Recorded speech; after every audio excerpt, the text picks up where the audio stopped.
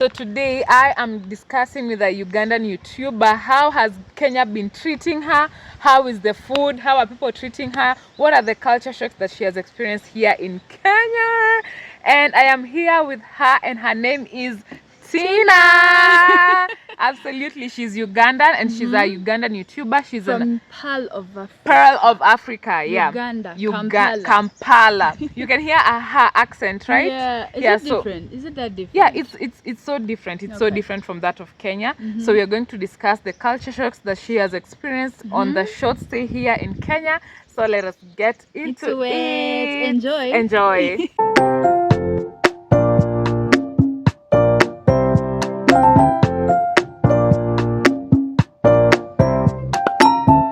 My culture shocks in Kenya. Yes.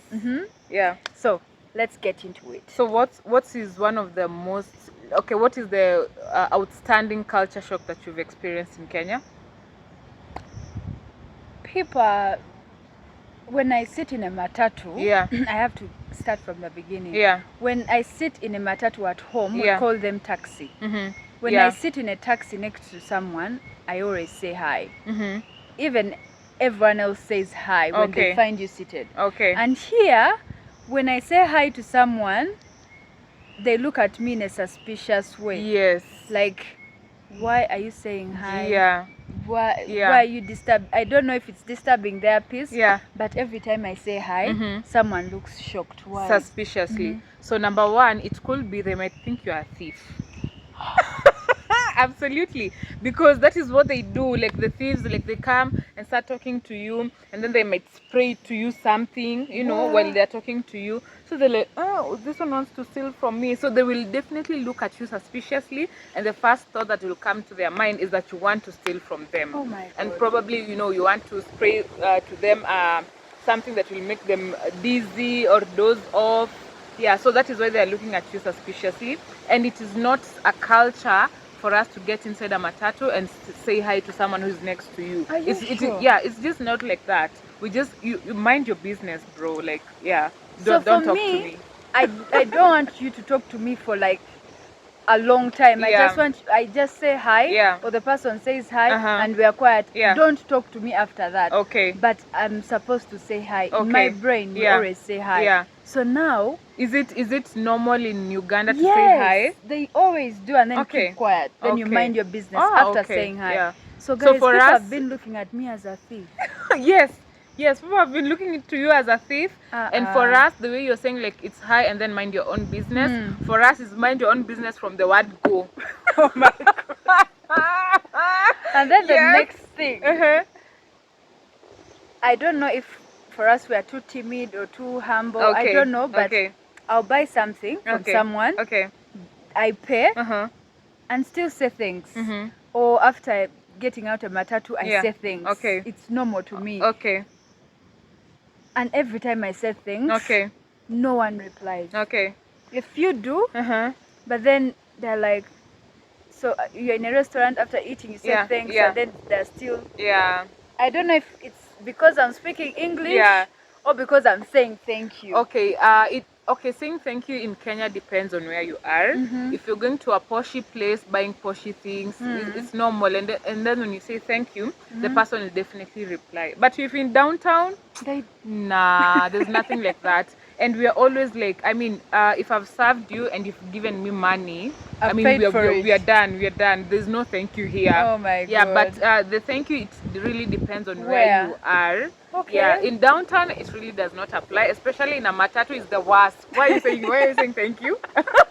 Why are you saying thank you in the taxi? No. Okay. Oh. Absolutely, we don't do that here. Oh my God. Especially in a matatu. If you're purchasing something, but in matatu, no. Guys, these guys don't want your thank you. Yeah, you've given me a service, I've paid you. It's like you guys are too much of mind your business. Yes, absolutely. You're all, the entire aspect Yeah. is mind your business. Especially for me, I've had an experience in town where I have been stolen a phone and a laptop at the same time.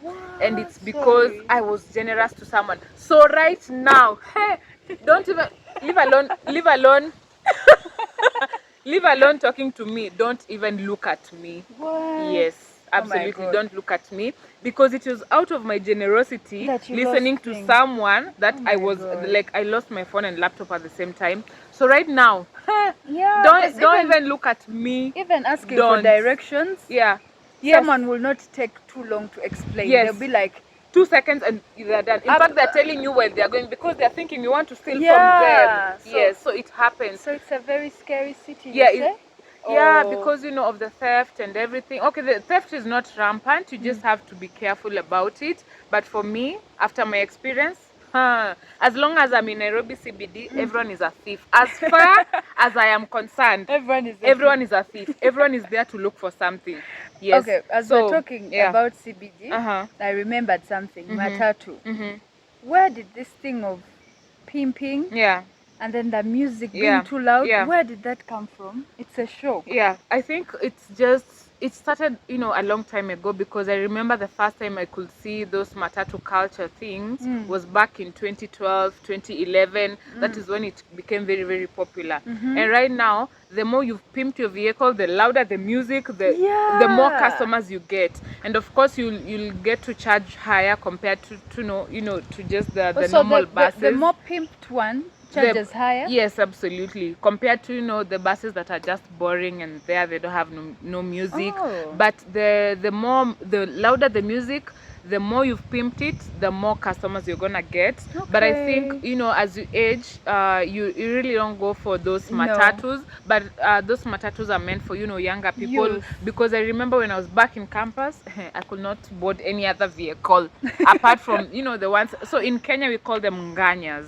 The ones that boom? Yeah, the ones that boom. We call them nganyas. So I used to only nganya, and and if we have a new nganya in town, hey, it will put up on, like, they'll put it up on Facebook, on YouTube, everywhere. They can even do a celebration because we have a new nganya in town, and we'll have to make sure that we bought that nganya. So it's a really popular thing, and then they put up popular artists all over the world, music and everything. Like, it's literally a house. Some of them even put carpets inside the... So guys, yeah. you know why there's a matatu culture in Kenya. They Kenya. are good to experience, Yeah. but I personally can't. Yeah. Not I personally. That's wrong English, right? Personally, Okay, yeah. I can't be in one for long. I prefer experiencing it for the first time. That's it. Yeah. Then Because- I'll go into the super metros. Yeah, because when you're there for a long time, you can hear your heart, your ears. Oh my God! Even after you get out of that nganya, you still feel like your ears and your heart, everything is just out of control. Especially if you've had a busy day, you can't go for those. Yeah. And then something else. Yeah. Street food. Okay. We have street food. People buy it, usually take it home. Okay. They don't eat from the street. Okay. But here, mostly evenings, Yeah. you find everyone with a pepper, Yeah. with a smoky, Smocha, yeah. smocha, Sausage, mayaye. egg. Yeah. Like everyone in the evening has a snack. Yeah.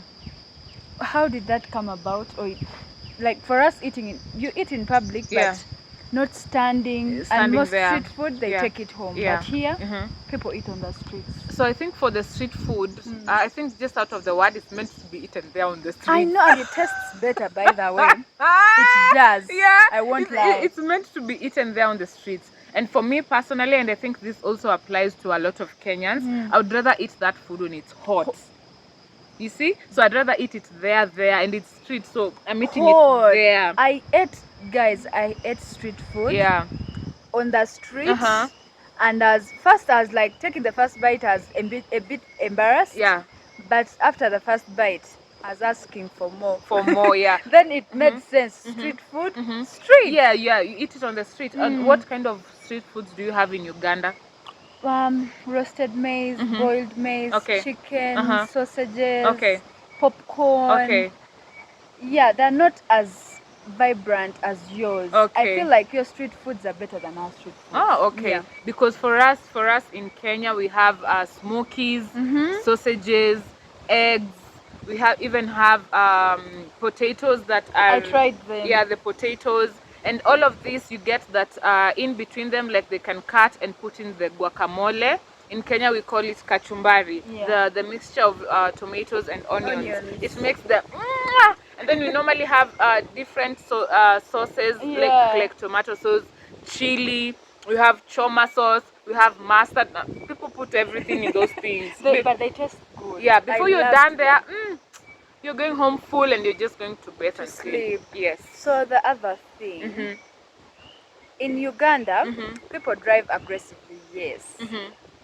But you'll find a few lenient ones, they'll let you cross. Yeah. But here, downtown, actually mostly everywhere. Okay. Crossing, it is you and your God. Yes. Yes. No one stops. Absolutely. The time I've been here, this is like the second week. Yeah. Or a week and some days. Yeah. I think only one person has stopped for me to cross. To cross the road. No one. Yeah. It's like I have to run for my life. You have to run. As long as you're in Nairobi CBD, you literally have to run while crossing the road. Wow. And everyone is in a rush. You go there catwalking. No, but and then funny thing is that yes, there's so much rush in Nairobi, and you'll have to cross your roads while running. But funny thing, you'll rarely hear of accidents happening in Nairobi CBD. And for they us, are so never many. there. So that means that as much as the drivers are the way they are also very competent, and They are. yeah, they have the skills, because you'll rarely hear of an accident happening within Nairobi CBD. Outside, it's okay, but within Nairobi CBD, absolutely not. And then we have too many motorbikes. Okay. We call them boda boda. Yeah, also here we call them boda boda. There are so many, and here there are few. I think they're even in specific places. Yeah. Yeah. Okay. So are they not allowed in some areas? Yeah, they're not allowed in some areas, especially within Nairobi town, because they'll cause a lot of chaos, traffic jam and everything. So the few that you'll find in Nairobi CBD, you'll get that, they've probably paid a lot of money for them to actually be there. There are very few in CBD, but for us, our city, it has a lot. They're like flies. Oh, okay. Too many, too many. Okay, I also think in Nairobi, we have a lot of boda bodas, but they are restricted within specific regions, especially in Nairobi CBD. Very few are allowed, but when you go outside, there are a lot of them. Okay. Yeah. Then I moved around. I've moved around on streets in the evening. I went to markets. Yeah. And every place that you find, if it's tomatoes, there's the price and how many you get for the price. Yes. If it's a cloth, there's a price. Yes. So for us in the market, they'll be like, tomatoes are this. They'll tell you. Okay. In Nairobi, you'll find the price there, so it is up to you either to take or not take. In Uganda, how do they do it? They'll tell you after you're there. You won't know that this is for 1,000. Okay. This is for, I'm saying in our money, this is for 2,000. Yeah. I have to get there fast. Talk to someone to know the Ask price. them, yeah.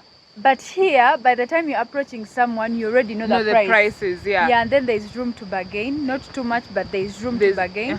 But there's already the price. Yeah. I think in Kenya we do that because of the the price attracts the person. Okay. And if you don't have like the price, like they normally have a small card and they've written there the price, so it is to attract customers, for someone to see that the price actually from far. I think Ugandans should copy that. Yeah. Put the price of tomatoes, put onions, so that I know it's in my budget. Yes. I should not come and disturb you. Yeah. It's in my budget, I can afford or not. If I can't move, if I can't approach, instead of wasting time, and maybe you might not afford. And then also, if they don't have like the cardboards, and this is especially done with the hawkers, you normally hear them saying the price out loud. If it's 50, 50, 50, 50, or mia, that's what they do. That one is in downtown, the clothes people. Yeah, even the clothes, even the matatus, the nganya, what we've talked about, you'll hear the conductors saying out loud the prices. And especially where I come from, we have so many circles that go to my estate. So they'll always be competing of the price. Also, why do you call them circles? It's because I see on matatus there's a word circle somewhere. Circle. Yeah. I think it is a Kenyan law for a matatu to be attached to a certain circle. To be attached to a certain circle. So Okay. we'll have like maybe a circle that is of matatus. So if you have your own matatu, you can go and register your matatu to that circle. All right. Yeah. So I you'll was have always like, wondering yeah. what's the deal with it. Yes, I think it is a law in Kenya where if you have a matatu, you have your matatu has to be registered In a in a circle. circle. I feel like it makes them even more organized. Yeah. Because each circle knows where it's supposed to go. Yes. They're not just random. Yeah, they're not just and random. then something else. Yes. That I like. In Uganda, for you to know a conductor of a matatu, we call them taxis. Okay. They have to be seated inside. Okay. For you too? I'll get to a taxi in Uganda. Okay. I won't, because there will be so many people calling the taxi and stuff. Yeah. You won't know the real conductor. Okay. Yes. So you can pay someone thinking you're paying the conductor and they're not. Okay. But here, every conductor puts on maroon. Yes. Okay. So in Kenya, the conductors, not the conductors, the circle have rules and regulations. Okay. If you're in this circle, the conductors have to wear this and this and this. And I think it's, you know, it's weird because in Kenya, for you to give your money to the conductor, the car has to start moving. In Uganda, you pay before? No, it's like when I have a big note, so I need, sometimes they have issues with change. So I want the person to get change. I'll give them before it moves, so that they get change, not knowing I'm giving to the wrong person. Yeah. There, that can be very, in Kenya we cannot do that until that vehicle starts moving. So I like it. It's a shock, but a shock that I like. Yeah, but also in Kenya, they're all in uniform. Yeah, in Kenya we also have like how is it called? Like we have so many conductors calling into one matatu. Yes. But you will know the only one conductor after the vehicle is starting to move. And in fact, in Kenya, you will get that the conductor normally doesn't, you know, speak out loud the prices. They don't. They actually pay people to do that work. So I think we also have those. Yeah.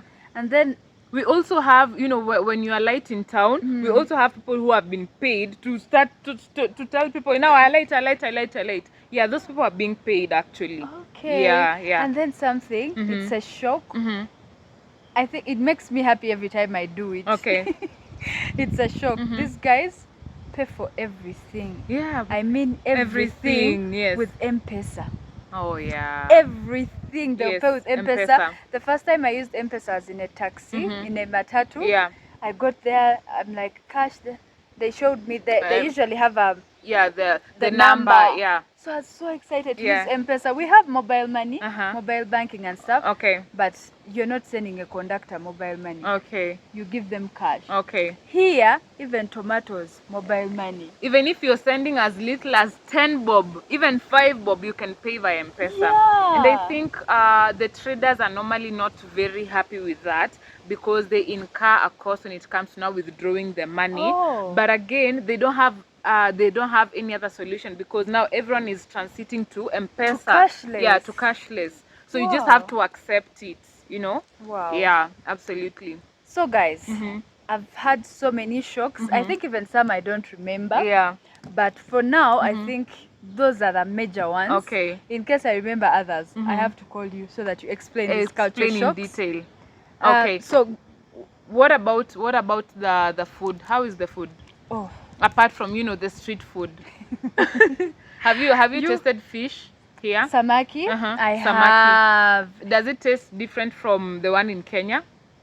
The one I tasted, yours are they first deep fry them and then they make stew. Yeah, absolutely. It's nice. I love the food, though it's limited. Our place, let's be honest, our place has more food, more varieties. Yeah. But the food here, it has been nice experiencing it, and there are no soups. You guys don't put like any water in the food. It's ugali, and samaki, even dry. Yeah. Ugali skuma. Yeah. Ugali skuma mayai. It's just plain, guys. They don't put soup. So, there is also these guys. I don't know if they do cut samaki at some place. Okay. But everywhere I've been, I'm given my entire fish. Yes. With the tail and the head and the stomach, the entire thing. Yes. But for us, in Uganda, how do you do it? So you can get the full one, But then if you go to a restaurant, they also have parts cut. Okay, They can okay. give you the head, the middle part, Oh, the tail. the tail. Okay. But here, every place I've been to, even home where I'm hosted, Yeah. at Papa's home, his Yeah. Mwakazi, Yeah. Mwakazi Adventures, Yeah. I'll leave his link. Yeah. He also buys the number of people that are home Yeah. is the number of fish you buy and more. Yes. So he can't buy like 2 Yeah. and then let's cut. Yeah. No. Yeah. Everyone has a fish. Has a fish. I think Absolutely. I like that. Yeah, that's good. I like okay, it. that's how we do it in Kenya. And of course, if you want probably a smaller size, you know, if you don't want the whole fish, you can go for a smaller size of a whole fish. But not the parts, not the parts. Okay. But they are this. I don't know if you know Mwakazi maybe has come across them. They are this type of fish called mbuta, and they are normally very big. Oh, we call them puta. Yeah, so they are normally very big. So yeah, they cut them. So you can't sell to someone that whole big fish. So those ones are the ones you can get in small pieces. All right. Yeah. So, but for the tilapia you don't cut. Yeah, tilapia we don't cut unless So you for cut us in your we home. cut. No, us we don't cut. Okay. Yeah. That was very new. Or, but or I if liked... you want fish that is also cut, you can also go to the supermarket. You know the supermarket, they remove the bones, everything. Yeah, I like that one that is full. I get to eat my entire everything, thing. yes. So that shop is amazing. And do you eat omena? Yeah. Oh, okay. I do. Interesting. I've tried it, and guys, still no soup. No soup. Do you eat omena in Uganda? We do, but Okay. we put a little bit of soup. Okay. So these guys, you get dry ugali with dry omena that was fried. Of course, it tastes nice because there are ingredients, all those good things. Yes. But it will be dry. Yes. So I'm getting dry ugali, yes, putting with dry omena, yes, and I'm eating everything dry. The only drink these guys have that accompany the food is water, soda, juice, no soup. Yeah. So it was very interesting. Okay. See, we are ending with food stuff. Yeah, it's I good. like food. Me too. And as we live Me here, too. you have to find me a smoky. Absolutely. Guys, I love right smokies. in town. You have to try out smokies. So today I was talking about my culture shocks as she's explaining them. Yeah. Which was fun to get your aspect of that. Yes. Like your point of view. I loved it. Yeah. And I hope you guys got something out of the video. Yeah. Got to know how things are run in Kenya. Yeah. Don't just say hi to anyone. You may be called a thief. Now you know. Yeah, so guys, please don't forget to like, comment, share, subscribe. If you enjoyed this epic interview, please make sure you give our video a big thumbs up. Do not forget to subscribe. Share. And also go to Tina's channel and make sure you subscribe and comment below that you are from Aunt Sese. And I will leave her link below on the description box. Okay? Thank you so much. Thank you so much, and we'll see you on the next one. Mwah. Toodles. You like toodles.